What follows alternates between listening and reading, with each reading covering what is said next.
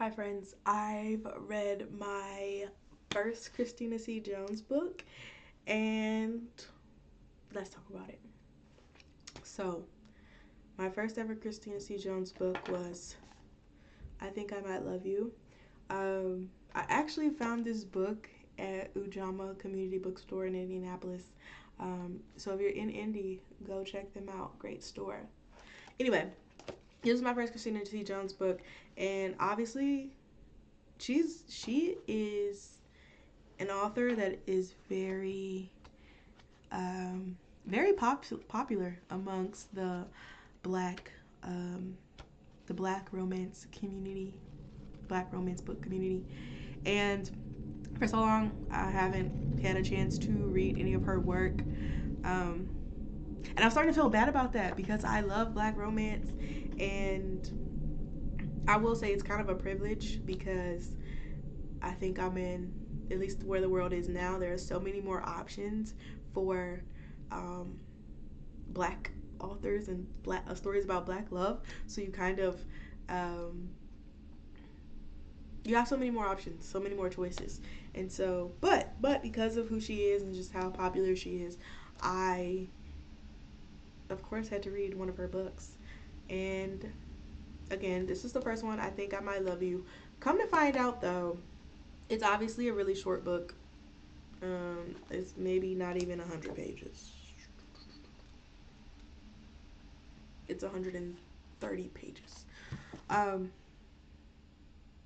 I read this book in probably like 2 days. I feel like I haven't read a romance this quickly in a hot minute. In like a hot minute. So I was impressed. Basically, this story, for those who don't know, this story is about, I think his name is Kadan, and her name is Jacyln. Maybe it's Caden. I think it's Caden actually. Caden and Jacyln.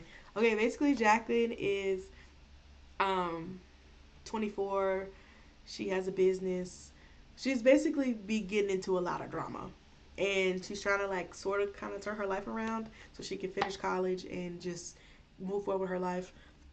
Caden, on the other hand, is like a 30 something um, veterinarian, and um, he's in this his focus on me area because he loves toxic women. Um, until obviously they eventually come together. I won't give you too many details because the book is super short, and I think you should read it. But I honestly I was really thoroughly impressed by it, and I think it was very. I think this it was. I think it was well paced. The story was well paced, given that it was a short story. And I also didn't feel like, sometimes in like short stories, you you're reading and you're like, you this need like I don't feel satisfied with the ending. But I don't think I experienced that at all with this book. I will say I usually hate age gaps. They kind of give me the ick. They give me the ick. But I feel like Jacyln was written in a way that she didn't feel 24. Like, yeah, she was like kind of immature. Um, but she could have easily been like 29 in my opinion, just by the way that like she interacted with the world and all that kind of stuff. I feel like she could have easily been made to be older. So I think that's kind of why it didn't bother me too much. Like she was immature in the sense of like um, some of the things that she did, but it didn't feel like girl stand up. It's like she kind of had her life together in some sense, and she knew like, okay, I need to get right. So I think that's kind of why it didn't give me the ick. Um, I thought it was funny. There was kind of a good bit of stuff happening. Um, the intro of the book. Honestly, when I started reading the book, I did not know where it was going. I was like, hello? Why is she doing this? But anyway, again, this one was super fun. And after I read this book, clearly I did not read the front of it because it literally says Love Sisters Book 1. And I didn't realize that um, that this was a collection, a collection or a series rather, the Love Sister series. But after I read this one, I was like, I have to go read the rest of the series because this was again, I ate this up. I ate this up. So we move on to the second book, which is called I Think I Might Need You, and it follows Jaclyn's sister. I want to say her name is Joia, and honestly, I wasn't a fan. It ultimately felt really anticlimactic, and I felt like it was so much happening before the reveal came. And again, this one, I think I might, I think I might need you is also a short book. It's probably also I ended up listening to this one on audio, so that's why I don't have a copy of it. But um,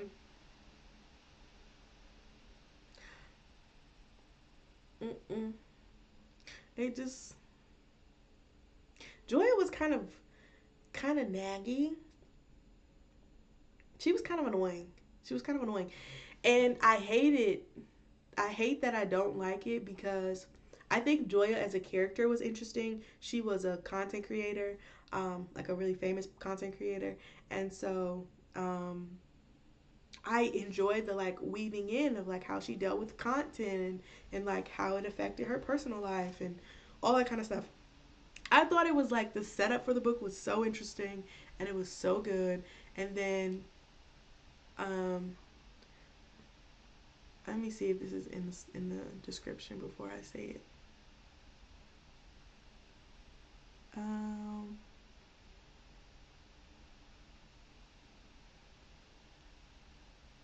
okay, well I can't. I'm not gonna tell you what happens because I don't want to spoil it. But something happens to her and she's essentially like trying to deal with it. And at first, it's like, okay, this is cool. How is she dealing with this in terms of her sisters, in terms of her content, in terms of her relationships? And then it kind of just got to the point where I was like, sister, tell me what is going on. Tell me what's going on.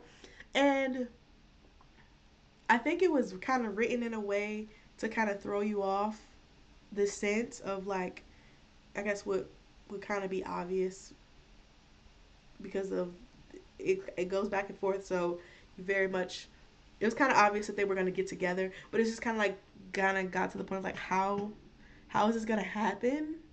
Um, and it happened in a very like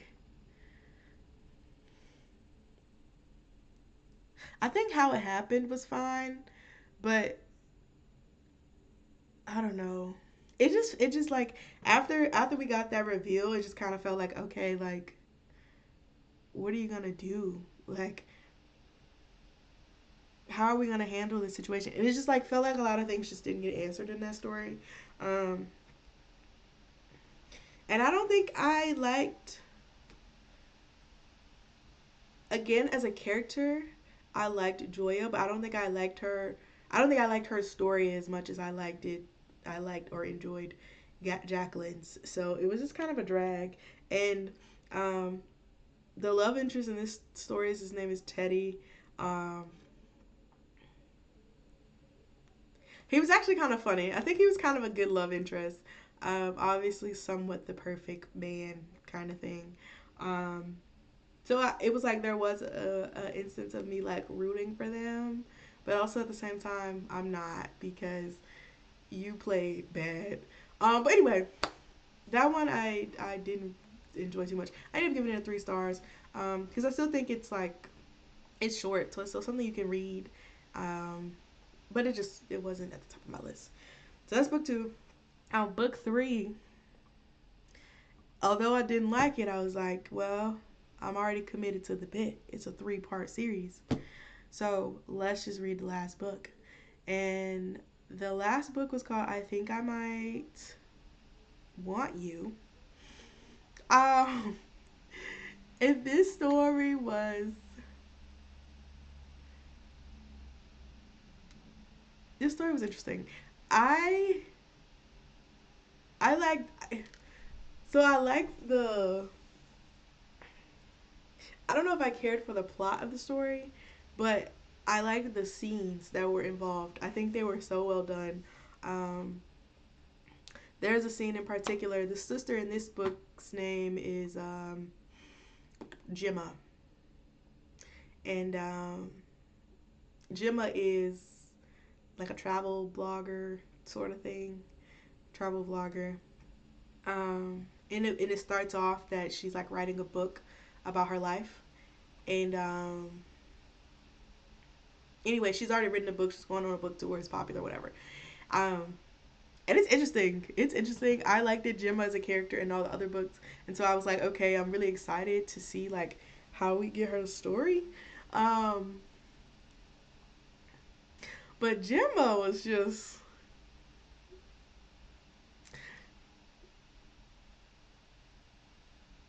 anyway. I was supposed to be talking about the scenes that I like. There's a scene in there where Gemma and first of all, there's a lot of sex in this book, but there's a scene in particular in which Gemma and her love interest are at a he's taking her on a real date, and just kind of like the whole setup for it, I think like was very cute and very romantic.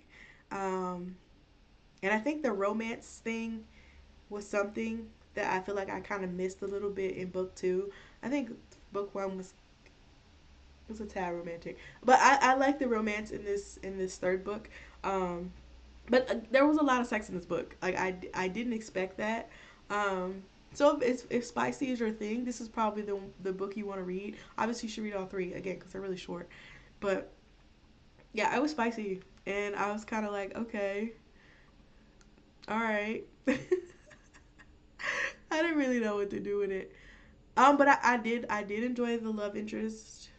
Enjoy the love interest. I liked Gemma.